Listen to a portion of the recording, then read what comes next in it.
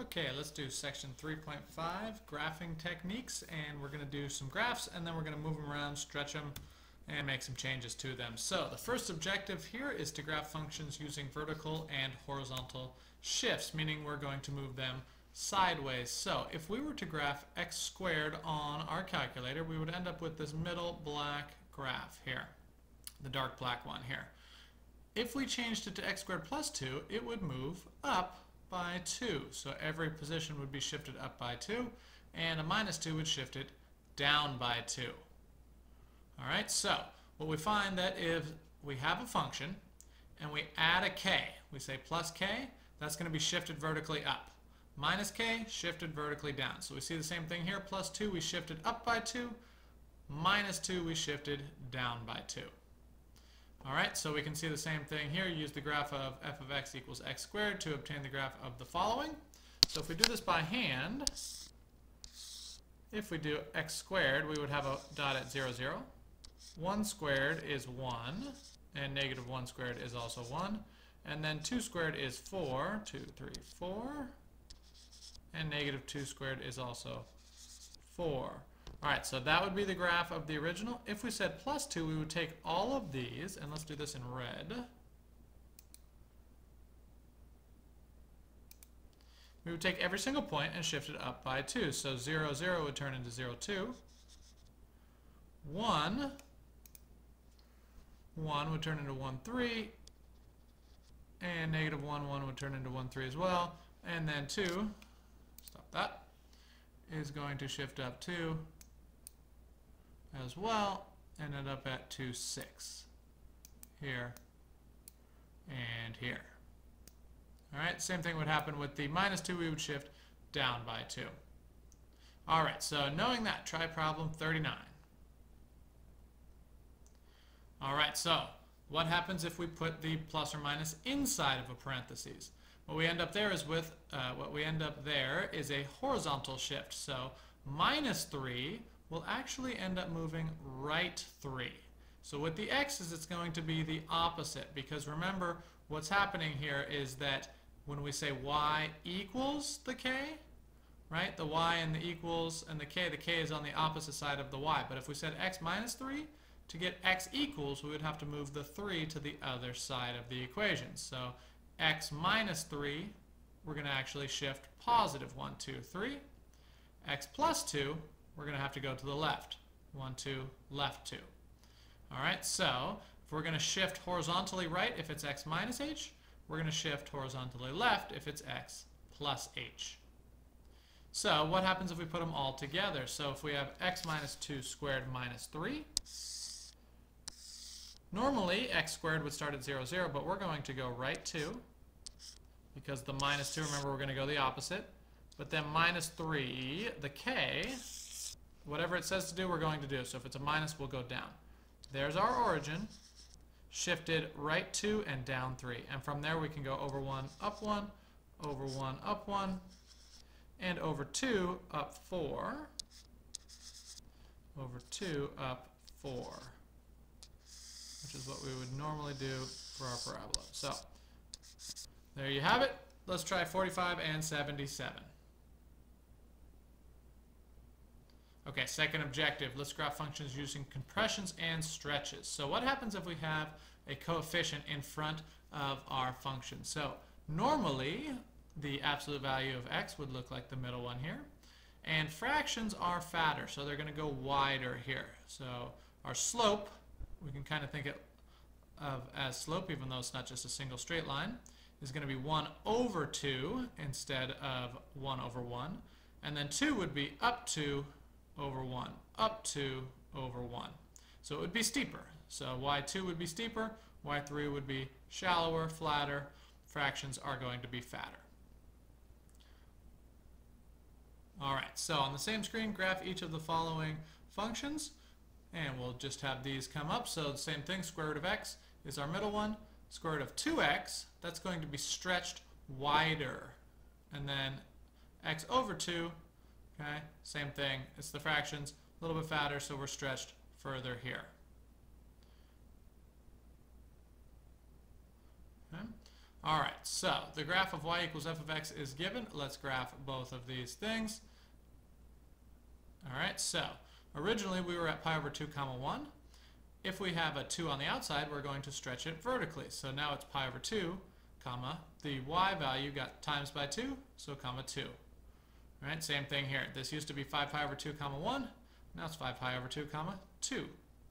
What happens if we have a 3x on the inside? This is going to be a horizontal compression.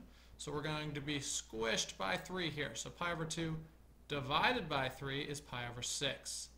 5 pi over 2 divided by 3 is 5 pi over 6. So we have these squished horizontally.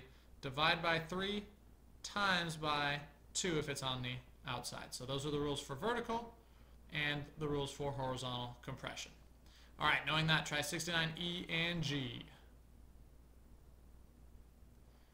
All right, what about reflections about the x and y axis? Objective 3. So, reflection about the x-axis looks like this. We have a negative out front of everything.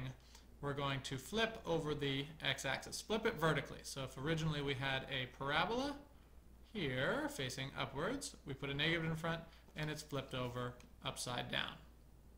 All right, same thing here for the absolute value. The original one, and then we would flip it upside down. All right, what do we have here? We have x squared minus 4, and then we do the negative x squared minus 4. So, follow order of operations here. If we were doing this, we would go down 4 first. 1, 2, 3, 4. And then we would flip over, be 4 above, and then be going down. All right, what happens if the negative's on the inside? I think you can probably guess. That's going to be a horizontal flip. So originally we were going this way.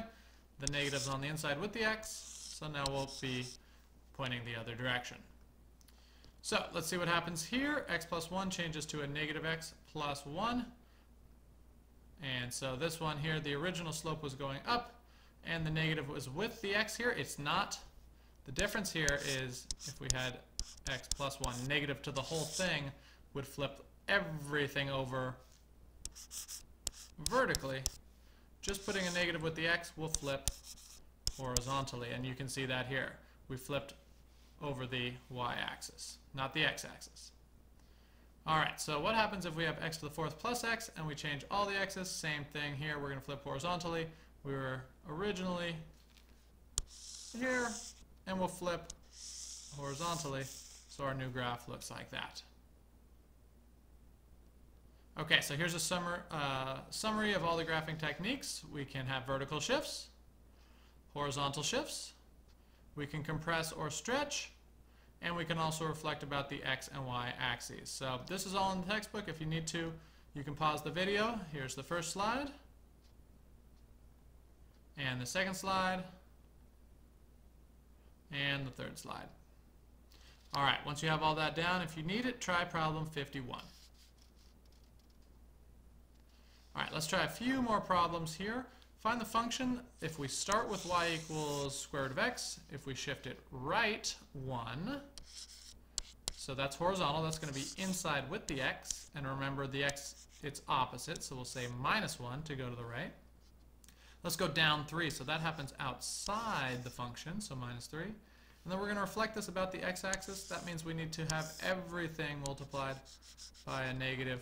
So we'll have that out front. So we could leave it like that, or we could distribute and say y equals negative root x minus 1 plus the 3.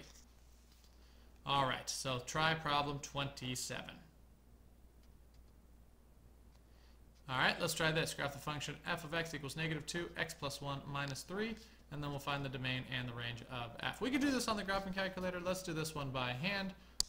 Normally, our absolute value function starts at the origin. We're going to change that. We're going to go left 1 and down 3 for the plus 1 and the minus 3. We'll start here. Normally we would go up 1 over 1 in both directions. This time we're going to go over 1 but down 2. Over 1 but down 2 because of the negative 2 out in front. All right, so let's talk about our domain. Domain, we're going left and right forever, so that's going to be all real. Our range, we're starting at y equals negative 3 and going downhill. So y is less than or equal to -3.